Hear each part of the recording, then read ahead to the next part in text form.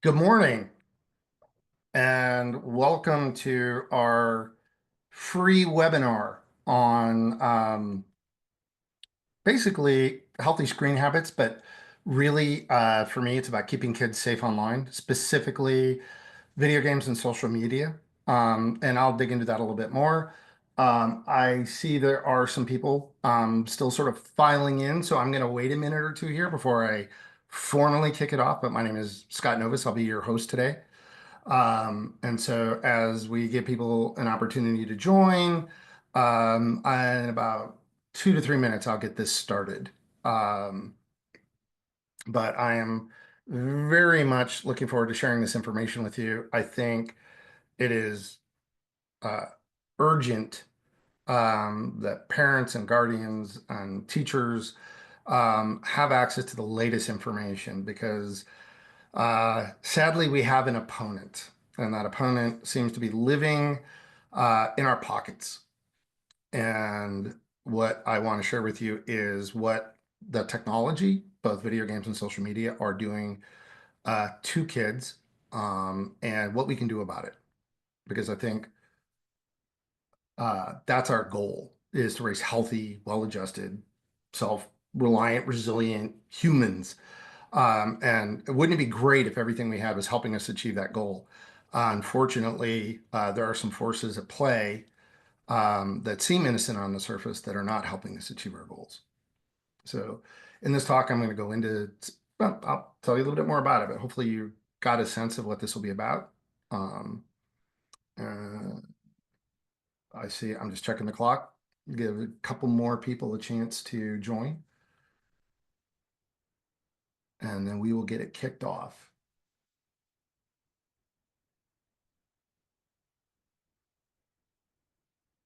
So, being a father of three, I am a fan of dad jokes. So we used to call this bell work. It was like when people show up on time, but we're waiting for other people to join. How do you reward the people that showed up on time? Well, your reward for being on time is a dad joke. Why didn't Han Solo like his steak? Because it was chewy. So if you follow Star Wars, hopefully you got a chuckle out of that. And I know that we have Star Wars Day coming up May the 4th. So I share that with you, hoping that you get to pull that bad joke on some of your friends and earn some groans yourself. All right, I'm going to get this thing kicked off. Hello, my name is Scott Novus, and I'm your host today. Thank you for joining me. I will give you what I call my 1 minute resume. I want to answer the question like, why are you listening to me? I have two engineering degrees, 11 patents. I have been in the video game industry since 1999. My gamography, it's sort of like a bibliography, but of published video games, includes 15 titles that sold over 30 million units and 3 billion in revenue on virtually every kind of console platform you can make a game for, PlayStation, Xbox, Nintendo. And more significantly, I started a company called Game Truck. And so in North America, we are the largest franchise mobile video game party company. What does that mean? It means every year we deliver between 20 and 25,000 video game birthday parties. We pull up in front of your house in a giant trailer that is a living room on wheels full of video games. And since I founded the company, we have entertained almost 15 million gamers. So I share this with you because I have a lot of experience in video games. And in addition to that, I was a youth baseball coach for 14 years. And so I've had to spend a lot of time with kids, and I've spent a lot of time leading the teams that create the entertainment products that your kids use. And since about 2010, really winding up to 2015, over the last decade, there has been an absolute marked shift in the technology and its impact on children. And my business, I founded my business with the intention of creating feelings of belonging through play. I wanted to recreate the experience that I had growing up around video games where we played in the arcade shoulder to shoulder. There was always like two, sometimes four controllers, and I was playing the best games with my best friends. My inspiration to start Game Truck came when I took my son to a pizza arcade, a family entertainment center with all of his friends, and they scattered. They were playing terrible games. They weren't very entertaining. They were very old, but none of them were playing together. So they didn't have that shared experience that I remember growing up. And I wanted to recreate that for my kids and their friends. I got lucky. That turned into a business. And it turned into a very successful business, like I said, that has served many people. We get to make money making people happy. That is an amazing thing to be doing. But my passion always comes back to, are we helping people feel connected? Do they feel like they're having a great experience? Do they feel like they belong?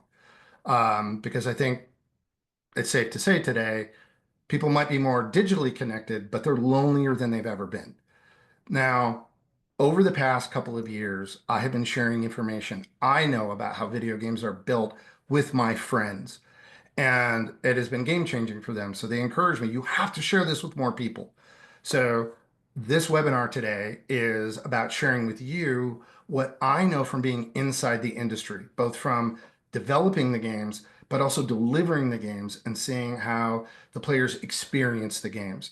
I do know a bit about what's happening in the social media front and the communication platforms, but I'm not going to pretend to be an expert in, I would call, girl psychology or that space. I'll share with you what I do know, but what I have a lot of experience with is coaching boys, mentoring young men, and specifically the video game market and what they're doing. So let me kick into this. Part of what really fired me up about this is a great book by New York City University professor Jonathan Haidt called The Anxious Generation. And he gathered all of the data to make a very compelling case on how always on 24/7 internet connectivity in the pockets of our children is creating this experience we're seeing with our kids where they're anxious, they're depressed, they're lonely. It is not healthy for them. And what to understand what's actually happening here is I want to help you understand the impact that's happening on kids. And so I'm going to give you the outline. Number one, let me explain to you what the risk is, like what the technology is doing and why it is so dangerous for kids or why the risk is so high for kids on playing something that seems to be innocuous. And then I'm going to go through four things you can do about it. So I'm going to talk about the risk and the causes, and then I'm going to tell you four key ideas. Be the customer, not the fuel. How to negotiate the end of a game before it begins. How to, the type of socialization your gamers need, and how to have more effective conversations with your gamer so you can bridge their simulated experience into real world experiences. And so that gaming gets relegated to be just a component of what they do, not who they are, is we don't want to build an identity around being a gamer. We want to build a different identity. And I'm going to talk about how we can use games to help our kids build a growth mindset oriented identity. So let's get it kicked off. What's going on? I mean, we see these effects. I mean, we see kids being more stressed out than ever. The statistics are unbelievable. And what Professor Haidt identified is that we have taken a generation of children and shifted them from what he calls discovery mode. Think of Labrador puppies, excited to see the world. That is our birthright. As Homo sapiens, we are explorers, we are creative, we are energetic. Like one of my favorite yoga poses, happy baby. I had three kids, and every time I think of them, discovering they have a foot and trying to put it in their mouth, that always makes me laugh. We are explorers, but somewhere along the way, we have been priming our kids to be in what he calls defend mode, where the behavioral inhibition system, our stress system, is always on and always active. So we've moved from fun exploring Labrador puppies to scared as mice. This is not a healthy mindset for connection, opportunity discovery, facing challenges. Like it is a recipe for what we're seeing now. Why is this happening? What's going on? Humans are unique in a variety of ways, but specifically, I'm going to talk about neuroscience. And I've had a lot of conversations with Dr. Sherry Livingood, who got her PhD out of Northwestern in brain development. So, as an animal, we are the only mammal that our brain size quadruples after birth, fourfold increase. Yeah, whales might have a bigger brain at birth, but it doesn't get much bigger. The next closest animal is a chimpanzee, their brain doubles. Ours is a quadrupling after birth. That means a lot of the neural connections that shape who we are and how we behave are formed after birth. And what's really interesting is that by the time a child is about 5 years old, their brain has 90% of the mass it's going to have as an adult, but more connections. Literally, kids are like, think of elementary school kids, preschoolers. They are literally bundles of potential. Their brains are now primed to be wired. Question is, wired with what? So here's the second way that humans are unique. Every other mammal goes from birth to reproductive age as fast as possible. Our neighbor's lab had our Labrador, Cookie Puppy, at 3 years old. Three. So we don't procreate that way. In fact, what happens is when the brain gets to that 5-year-old stage, we pause for 7 years. 7 years. Why? What is happening in that window? What is going on for us? What they're learning is that during this window, it is an incredibly impactful period in the life of a child because it is the time that they begin to absorb their community and their culture. There's an idea in neuroscience that the brain grows from the inside out. Starting from your brainstem is all of the internal systems that are focused on your internal body. It's called interoception. It's all the signals from your gut and your heart and your head. And then we grow outwards into the external brain. And that external brain is how we interface with the rest of the world. And it's that development cycle that it's really significant. So what happens for most kids, most humans, is in that sort of 5 to 14 window, what they've discovered is that's when we absorb our culture. If I were to pick you up and drop you in a foreign country, so let's say I'm in Arizona, so I'll say China. If you spent between 5 and 14 in China, you would feel Chinese. You would know the culture, the jokes, the idioms, the food. There were just subtle cues in terms of like color preferences and textures and styles and things that it would just feel natural for you. And of course, you would speak like a native. If we pull you before 9, you'll lose it. If we add you after 12, you'll always feel like a foreigner, even if you achieve fluency. There's something magical happening in that window. And what their current behavioral belief is that in that window between 5 and 14, children are learning to do two difficult things.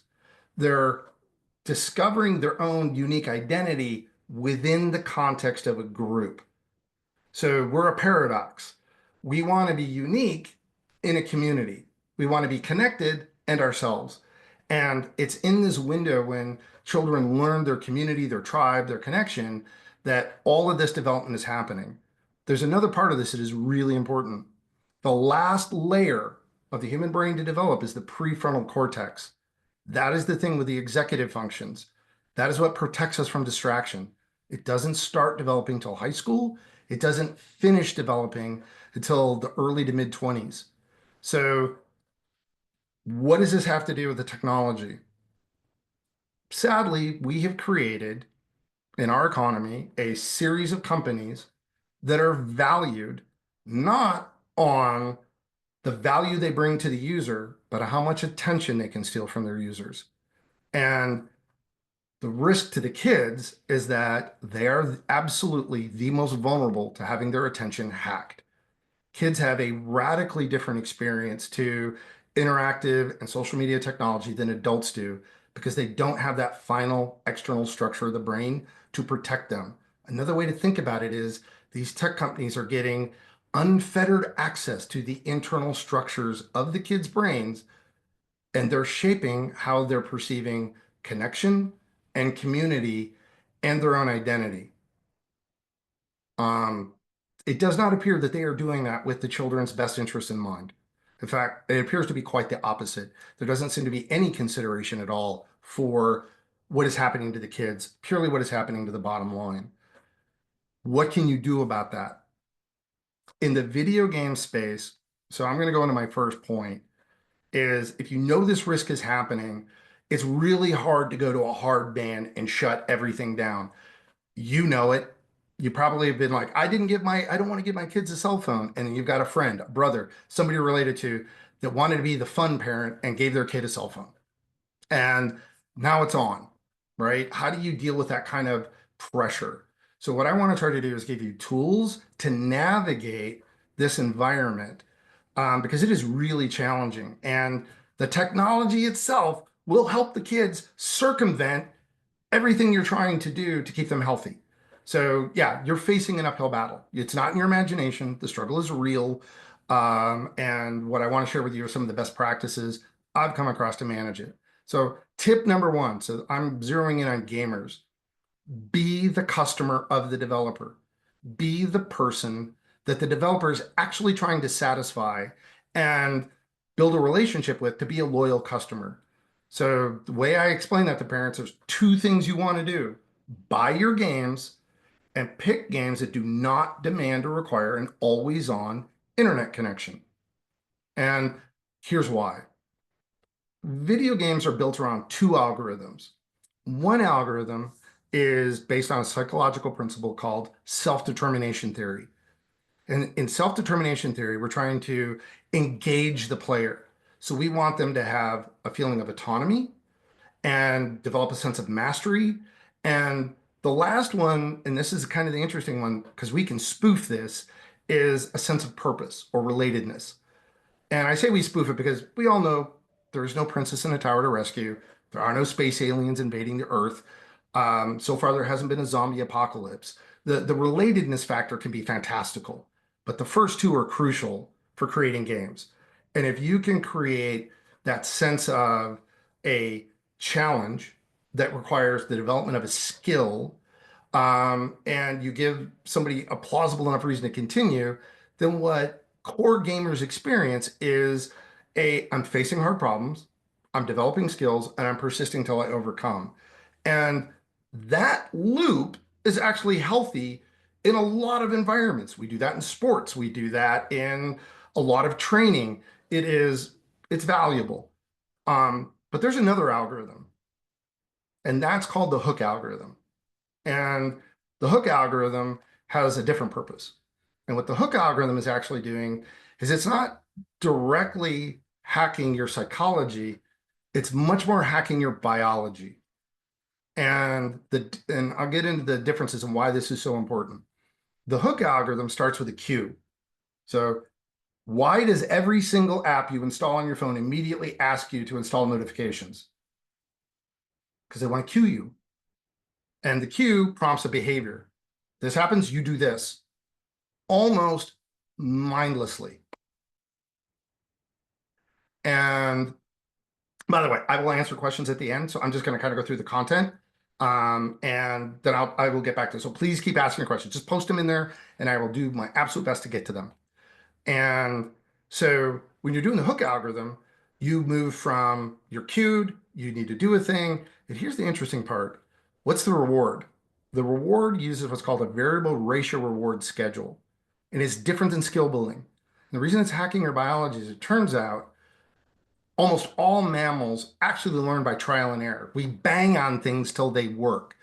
If you've ever watched an infant go through the process of learning to walk or how they play with toys, there's a lot of just random trial, error, and experiment. It's baked into our biology. That's what they're hacking.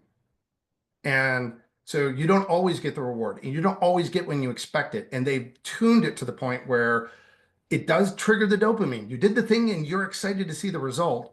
But there's a difference between achievement dopamine, which is the pacing, the rate of it. You put in a lot of work. you get something done, you progress to the next level, you experience a feeling of achievement, and the dopamine should reward you to want to move on to grow to higher levels of challenge and difficulty. What is really difficult with the hook algorithm, it's not designed to do that. It's designed to hammer the dopamine. And what you're getting, and instead of achievement, is craving. Dopamine doesn't deliver satisfaction. Dopamine delivers the impulse to do more. And so these little tweaks of random rewards on simple behaviors produce a pounding of the dopamine cycle that leads to this hooked behavior.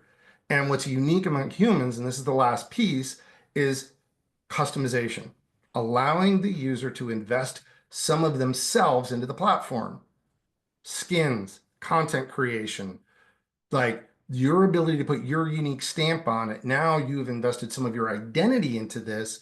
And the holy grail of the hook algorithm is to get you to be self-cueing. So why do I ask you, like, why do I give the advice to pay for your games? Number one, you're the customer.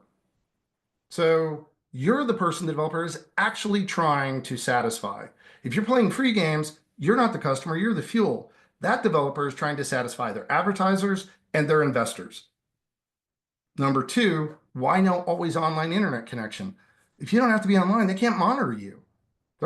You're not fueling their business model. If you can only play by being online, then chances are you have been hooked into their matrix and how they generate revenue. And so contrast and compare. It's a really quick, simple litmus test. And many of the parents that I've shared that with have gotten very clear of, oh, quick ones, Mario Kart, Pokemon, Zelda, or how about Horizon Zero Dawn or Madden? You don't have to be online to play Madden. Any of the sports games, you don't have to be online to play those, and you can buy them. You don't have to get all the other things. And you can play by yourself or on a couch with friends.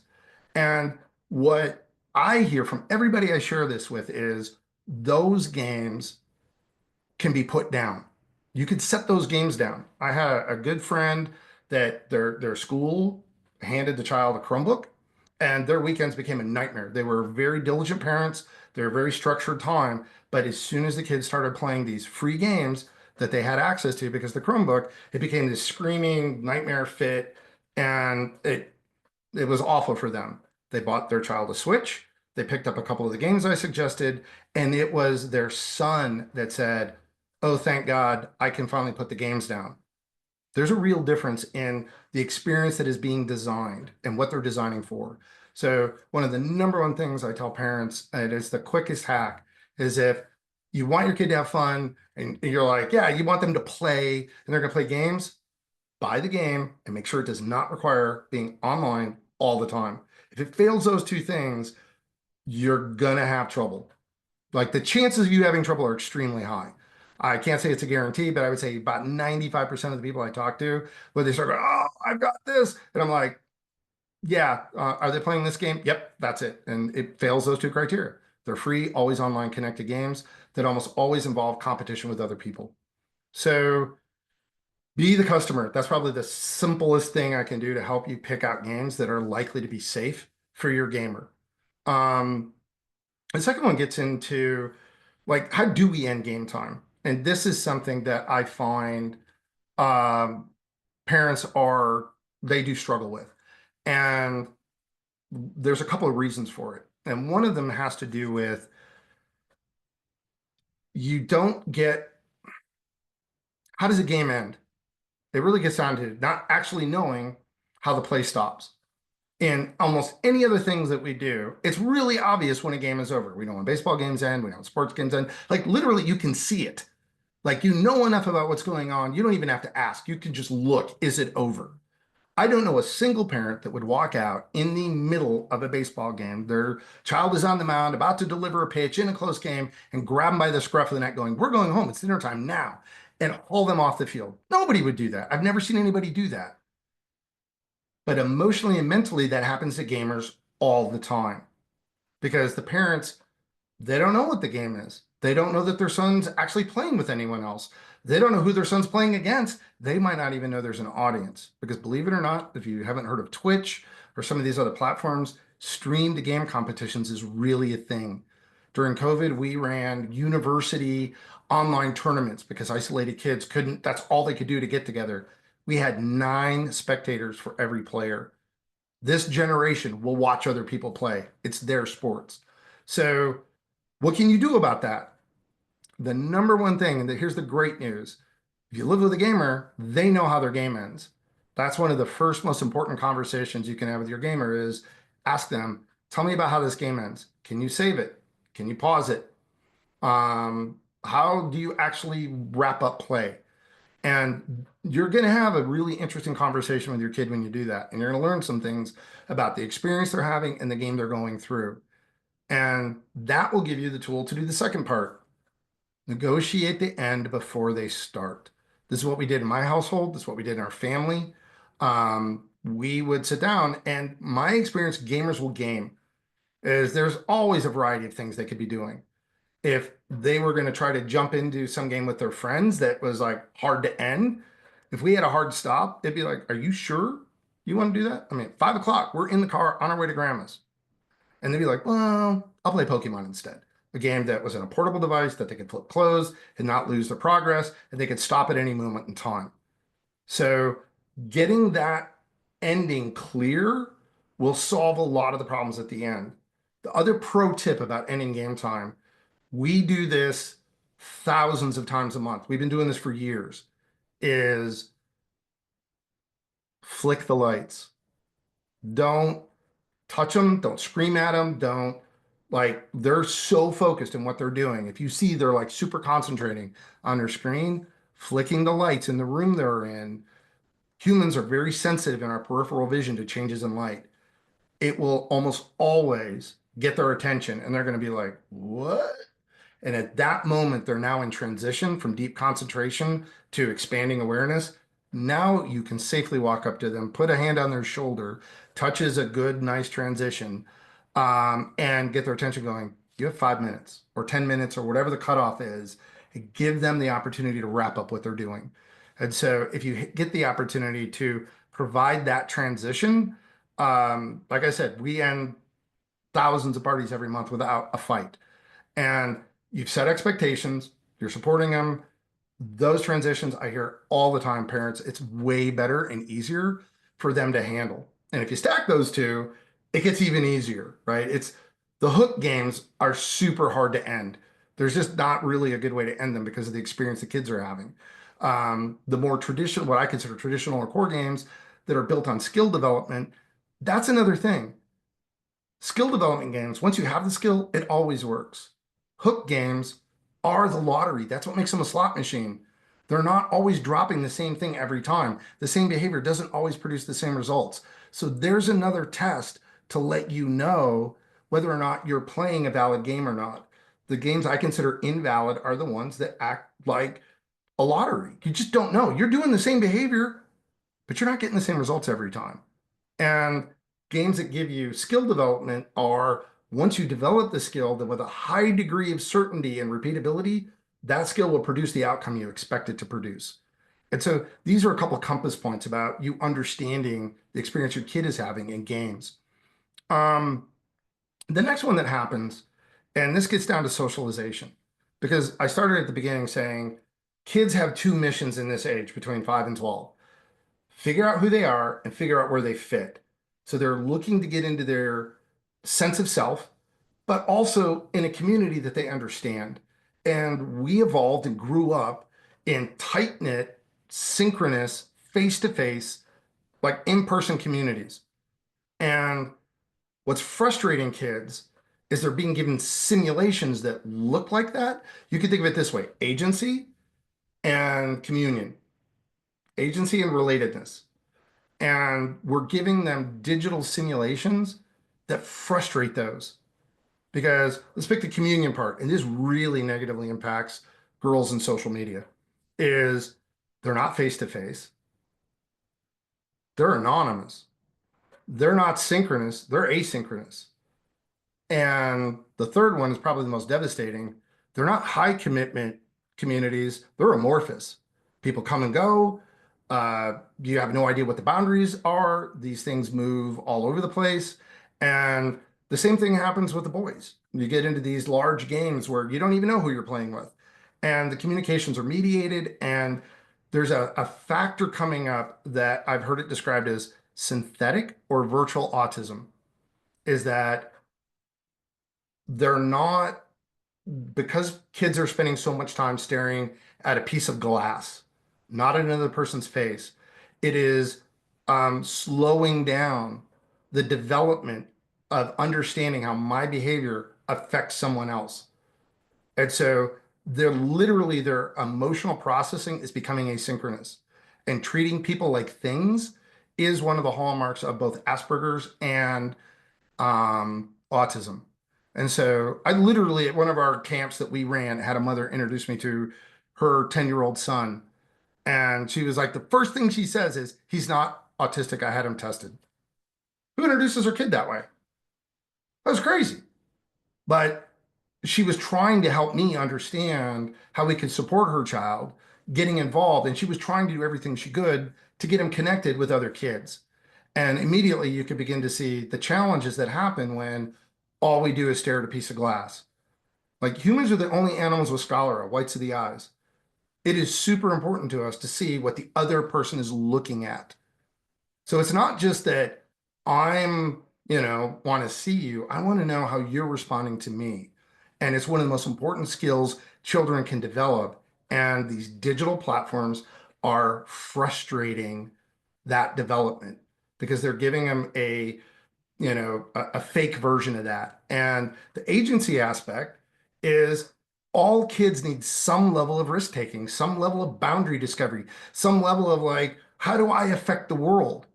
Only instead of actually going out and experimenting and maybe jumping their bike off a ramp or climbing a tree or exploring, they're doing it virtually, and they're doing it in a world that has no risk. And so they kind of get the sensation of building agency and autonomy and mastery, but they know they're not really doing it. And because the relatedness is spoofed, nothing they're doing actually benefits people they care about. And so they don't get the same kind of neurological benefit you get from doing those things in the real world.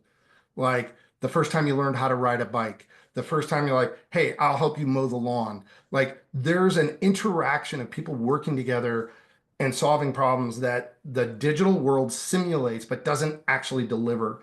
And and here's the number one thing about the socialization, and it has to do with who your kids are playing with.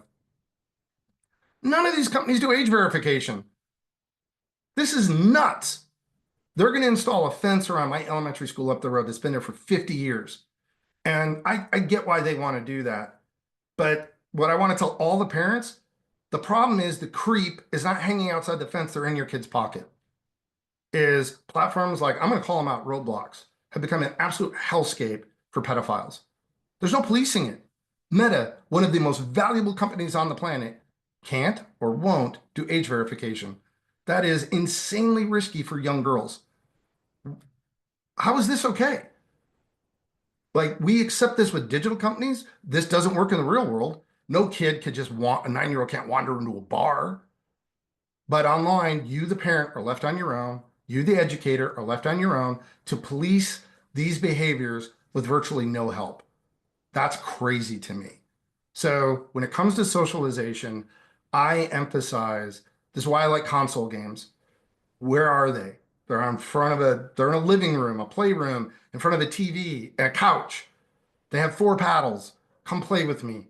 Physically playing together. When I get to screen time, what I focus on is, who are the kids playing with? And so there's a radically different version of, are you playing by yourself? That's one amount of time. Are you playing with somebody you actually know? If you're there in person, I'll let them play all afternoon. They're playing together. We'll break it up. We'll do other things, but they're shoulder to shoulder. They're in the same physical space. They're having a shared experience. If they're going to play online, then we always insisted our kids played with people they actually knew and could hang out with. And I know there's been a lot of whatever's going on, but I'm really excited about the new Nintendo Switch because they've included the camera so you can actually see the other person and see their face while you're playing. So that element of putting gamers together with people they actually know and can actually hang out with is why we do a lot of the programming we do. It's the core of what we do at Game Truck. And I can tell you that in-person gaming crushes online gaming in terms of energy, connection, and joy. Just ask our customers. It is like I've been hearing this forever. And this becomes one of those things that the socialization part is super important. And as adults, we have a challenge to create more safe spaces for our kids to play together and learn from each other without being micromanaged by adults. Like I said, I was a coach. I saw that happen. And according to the Aspen Institute, 80% of children fall out of team sports by 11 years old. And it's getting worse. Sports are too competitive, they're cutthroat, and there's a ratio of fairness. And this is a really interesting thing. A guy named Jaak Panksepp, it's called the rat tickler. He discovered the neurocircuitry in rats, and we have it too. We're actually wired to play. Play is healthy for us. But what he learned is even rats, yes, rats have a sense of fairness. If they get involved in rough and tumble play, if the bigger rat doesn't let the little rat win 40% of the time, they stop playing together and both rats suffer. And what's really interesting is it's the little rat that invites the dominant rat to play, and the little rat will quit. If you think humans are that different, today I challenge you, go to the sports section, open it up, and look at the win percentages of the last place team. Hockey, basketball, football, baseball. It is extraordinarily rare to find a team that has a winning percentage below 40%. We're the same way. We got to win. You got to give me a chance, at least a third. It's got to be actually a little bit more than a third. And what we found is that gamers are very smart, but they don't want to compete against people that have an unfair physical advantage. And in our current school system, you can have kids that are 11 months apart in the same grade. And that can be an enormous, given development and everything else, spread. And we used to call it the tyranny of the ball. You roll a ball out, and all of a sudden the biggest kids have it and play keep away from the little kids. And you can tell your gamers right away because they quit that game. They instantly know it's not laziness. It is they're smart. They're like, this is unwinnable.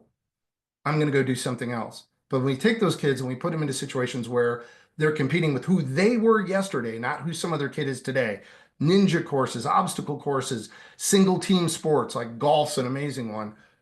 Their competitive nature and their desire to improve comes out in spades, and they get a chance to express themselves. So when you're looking for opportunities to socialize somebody that is heavily involved in games, look for the opportunities. What are physical activities they can engage in that they're competing against themselves, not someone else? And when you get them into play and we talk about screen time, it's who are they playing with? It's like one of the number one things is play with people you can actually hang out with. So the last piece of this puzzle that I wanted to talk about, because I talked about be the customer, be the person the tech companies are actually trying to satisfy, negotiate the end before it begins. And when you're socializing, it doesn't need to be a lot of kids, but it needs to be enough kids that they have a shared experience, identity, you know who they are, and they can actually hang out together outside the games. And that's what we put time and energy into reinforcing, was them making friendships with people they could meet. Is where does this lead? Where does it go? And it is the number one thing I hear from moms, I hear from parents, and I get it from they have a son, a cousin, a family member who's in their 20s, their 30s. I'm now seeing them in their 40s. We're stuck. They got lost. They never launched. And we talk about failure to launch, but this is very specific. In Japan, it's called hikikomori. Europe, they called it NEET, not employed, in education or training.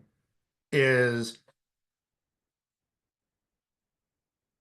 the word despair is an interesting word. And I learned this from Dr. Mark Goulston because it literally means unpair.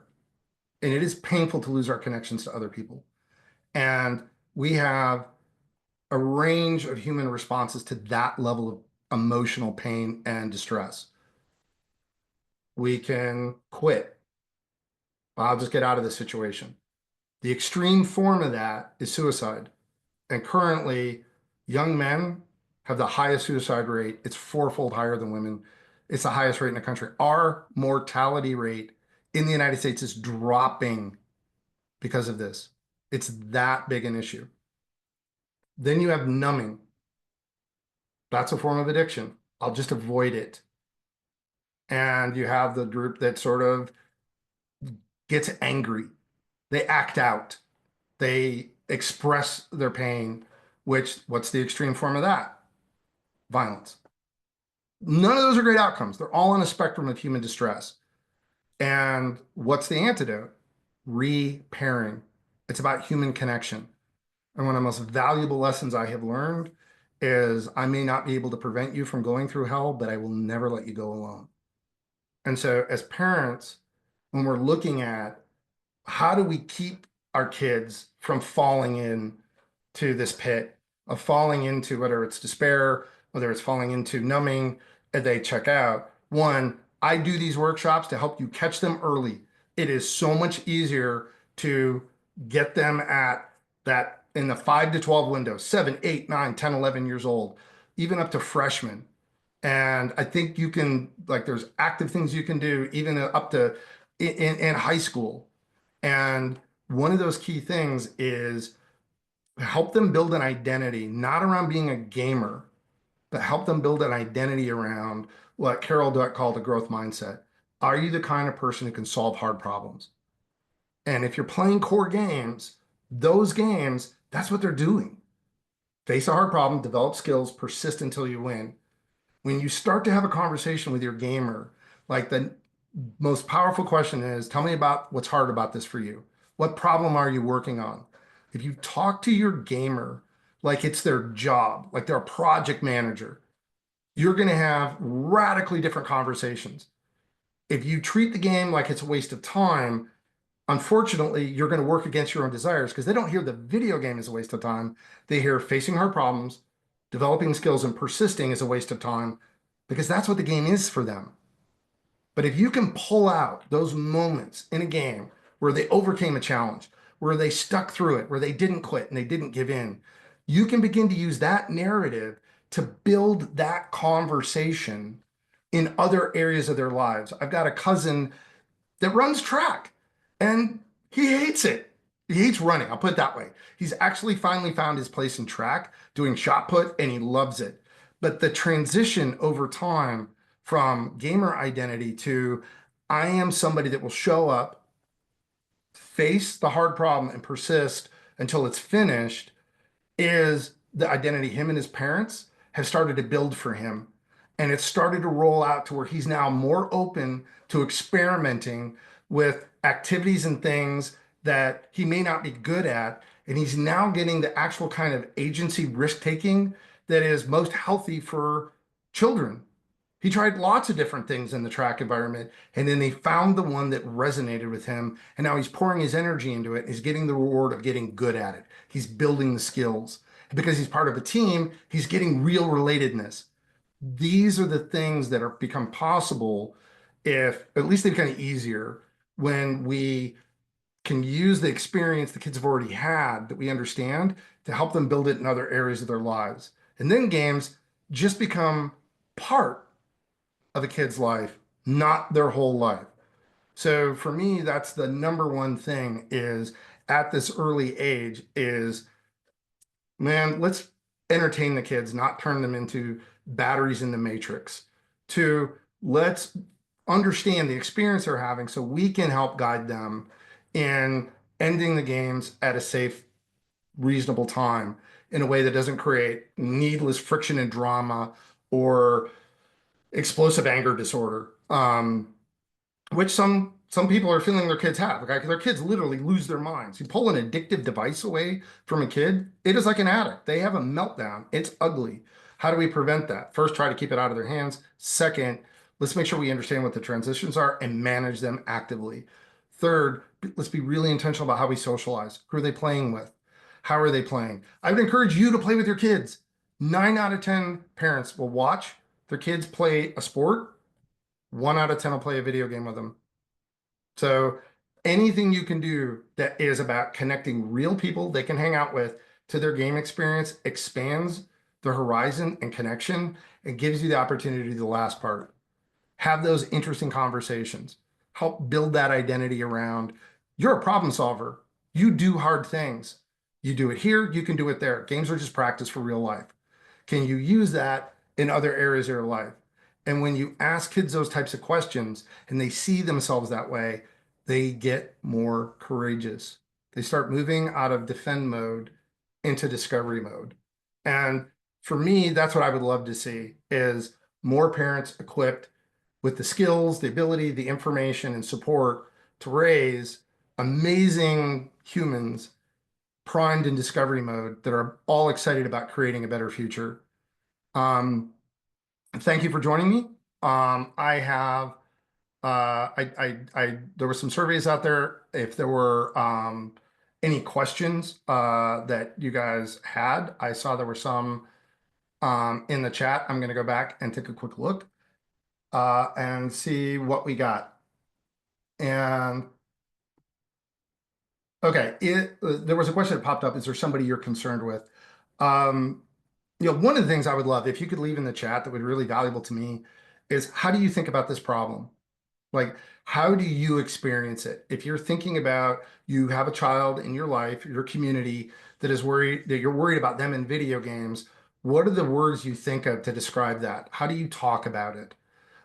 Because one of the things I'm very passionate about doing is trying to help as many people as I can, and I want to meet you where you are. I have the burden of, because I'm in the industry, of being an expert. So I think of it from the inside out. And so sometimes the language I use or the terms are they're pretty eggheady. They're I get it. They're conceptual. They're built from that engineering mindset. I am an engineer by training and disposition. I wouldn't have to go to college to be this way. But I want to help, and I do know these practices. Everybody I've shared them with has made a huge difference for them. So um,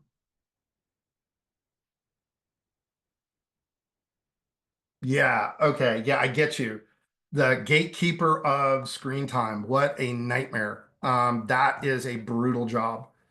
And it is tough on everyone. I didn't mention this because I don't know, I need to work this in. The best practice that I've seen so far, and there's an amazing organization called Healthy Screen Habits. Highly recommend them. They do have a free book, and I'd encourage you to go check it out.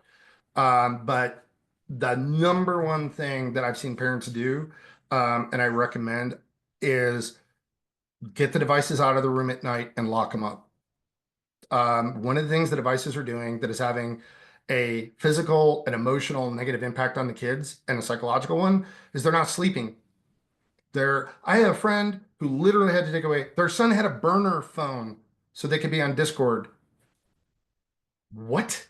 Like that's the level these kids are going to try to work around, these habits is the best practice is they've got to sleep and the devices won't let them and they don't have the brain structures to impose self-discipline to do it. Look, it's hard for us as adults. Like we absolutely like how many people do you know are on Ambien or talk about having a hard time falling asleep at night? Like we are stressed out, overstimulated, and distracted. Now take away all the prefrontal cortex that protects us. How do you imagine the kids are? Dear God, no wonder it's such a nightmare and it's so hard to deal with. And it sounds draconian. However, what I hear over and over again from the parents that do it, the kids get rested. They now have more emotional resources. They calm down and they're largely almost always grateful for it.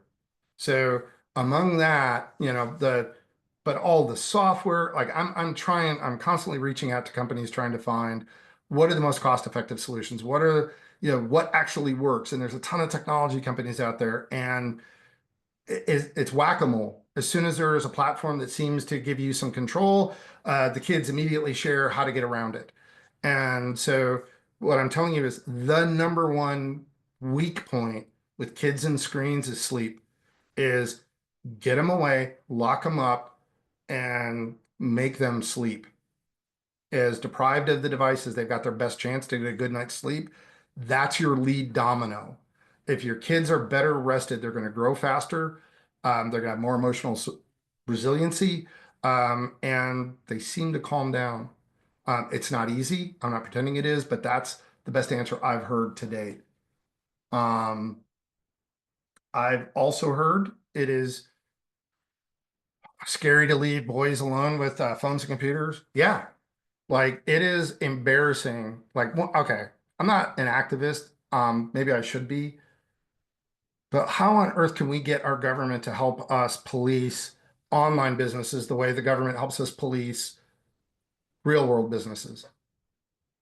A 12-year-old boy can't walk into a liquor store, a dispensary, a strip club, but and nobody can walk up to your kid and go, "Are you 18? Here's Born Magazine. Oh, it's free speech." Happens all night. It's your responsibility to do this policing online. Are you kidding me? How can we have such a vast difference between the infrastructure that we have in the physical world and we completely punt online as if there's nothing we can do? Even police departments feel powerless to do anything about this. This is insane. And you're not wrong to be worried about it. And, this is one of those, it's becoming it becomes a norm. You have little kids learning about really disturbing, super specific sexual relations acts and videos before they've ever had their first kiss. Talk about destroying innocence and the wonder of childhood. It is, for me, it's about, I feel we have an obligation to create an environment for these kids. They're our responsibility to give them every chance to grow up and be healthy, well-adjusted, resilient humans. And very clearly, the technology is working against that. It's having a negative impact. I mean, you're literally seeing the same behaviors from today's tech companies that you saw from the smoking industry in the 50s. Yeah, they were marketing to kids, hook them early, and they'll be customers the rest of their lives. That seems to be the mantra of a lot of these businesses. And how do we stop that? Some of it's going to have to be activism, letting our representatives know, letting our voice be heard. And some of it is what are the protections you can do? Thank you for asking that question. I wish I had a great answer for you. I wish I had a magic bullet. Do this, it'll solve the problem. My feeling is engagement. What are you doing? What are you playing? What's hard about that? Can we play it together? Man, you want to nerf something? Play with them. And there's an ancillary benefit to playing with your kids. They live in a world where everybody's perfect but them, right? That's what social media shows us. Everybody's perfect, but not you. And this is one of the reasons that depression rates shoot through the roof. There's a psychological term called anomie. It means normlessness. That's a hard word for me to say. There are no norms. And the algorithms are designed to surface what's novel. So they're getting an endless stream of things that are edgy and cutting edge, but there's no balance. They don't know where they fit. And one of the pressures is they have all these internal emotions they're struggling with, but externally, like this has literally changed boy psychology in the last 7 years. Is for all, like almost all history, when boys got frustrated, they acted out physically. They seek agency, girls seek community. And their acting out has now turned internal because everybody they're seeing is perfect. So now both boys and girls experience internal emotional distress at their own failings. So one of the things you can do by playing with your kid is it's okay to struggle in front of them. Show them what it looks like for a mature adult to learn and have a difficult time. And those conversations are also gold. And those conversations might lead to, as you build trust and awareness, more candid conversations about what they're actually struggling with and give them an opportunity to get help. So, yeah, and they hide stuff because they're ashamed, and they hide stuff because there's peer, and they think they're the only ones that are struggling. So that gets back to I'm not going to let you go alone. Um, those are the best answers I've found to date. Um, yeah, I totally, yeah, the whole technology companies fighting the legislation stuff is just, it makes me angry. It's not right. And the only thing I know, like one presentation at a time, one parent at a time, one group at a time, one school at a time. I want to raise awareness that a lot of these things are not at all innocent. They come across wrapped in sort of like, oh, this is just fun, cute, it's free. Um, be super careful and super cautious. And it doesn't make your job as a parent or somebody involved for caring for kids any easier. So the best practices we found and the solutions from the experts I've talked to is engagement, getting involved, and being intentional about helping them develop healthy social connections and a healthy identity based on the experiences they're having. And at least in the video game space, you have the opportunity to at least pick some games that are genuinely engineered and designed to create engagement and entertainment, and they can be put down. They're not making money by, being a slot machine or a gambling addiction device. And, if you email me, get a hold of me, I talk about them on my website. Um, they're absolutely, happy to share. But once those two things, can you pay for it? Can I play it offline? Those will get you 90% of the way to, is that game okay? So somebody did ask, what about a screen-free day? Hey, look, I'm all for that. And my recommendation and the best practice I've heard about screen-free days is the whole family has to do it. Um, and that lead by example thing. And it is, you can do all the research, you can do all the stuff, but like, here's the thing, and this might be one of the most important uh, things that will spark compassion of like, and really help you at an emotional level understand what the scope of the struggle. Could you go without your phone for a day? Imagine your kids. You have a prefrontal cortex. You have executive function. You have the ability to protect yourself from distraction. That's how good the tech is. That the idea of going without a phone for an entire day, every adult I talk to gives them the heebie-jeebies. Now imagine your kids. So, but there's enormous benefit in disconnecting. There's enormous benefit in powering down. It turns out a lot of creativity is strongly tied to boredom. If we don't have time to daydream, when do we dream? So if we're not sleeping and we're always distracted, what's happening? We're getting depleted and it isn't healthy for us. So I hope you found that valuable. I hope that if any of these suggestions and tools help you with someone you care about, please share it with me. I would love to hear from you. I do this because my original intention was about helping people make friends and connections and have amazing memories they cherish for the rest of their life. And I'm watching an industry that I'm a part of, that I contributed to. There are some bad players, and I'm seeing people get hurt. And I think my mission is to get the word out to help people know how to make the best choices so that they can enjoy the best of, really forget the games. It's like, it's hard raising kids. And what can we do to make that easier and more successful? And you have things working against you. And so I'm trying to get you information to make that easier for you to achieve your goal. I appreciate you showing up. I appreciate you making the time for this. One of the things I do want to share, you're a good parent. It's not something you hear very often, but you made the time to come to this workshop and look at this content because you care.